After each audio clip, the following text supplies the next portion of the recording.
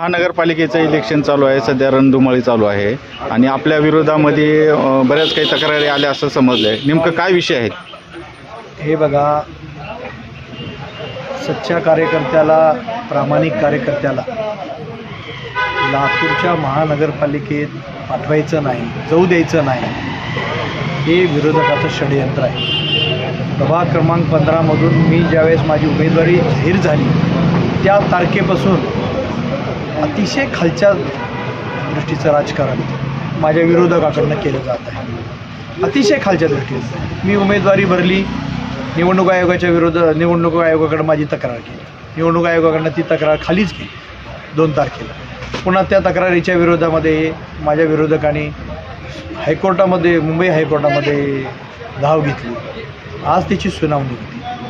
मुंबई हायकोर्टाने माझ्या विरोधकाला असं चपराक केलं की ती याचिका त्यांनी खारिज केली.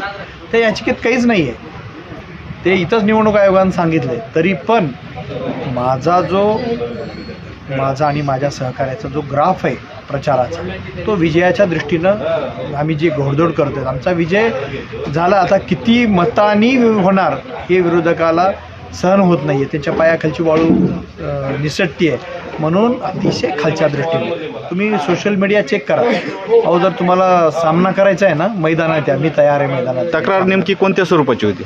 माझं आणि महापालिकेचं कॉन्टॅक्ट आहे. कॉन्टॅक्ट असल्यामुळं ह्यांना उमेदवार म्हणून राहता येत नाही.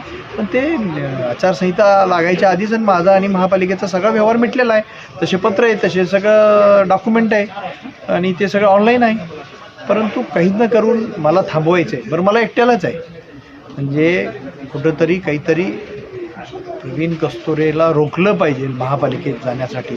मग काय काय करता येईल असं घाण राजकारण करून, खालच्या थराला जाऊन, सोशल मीडियाला फेक अकाउंट करून, माझ्यावर आरोप करून, माझ्या सगळ्या ह्याच्यात त्यांनी प्रयत्न केला. परंतु आजच्या निर्णयानं लातूरकर तर समस्त लातूरकर आनंदातच आहेत.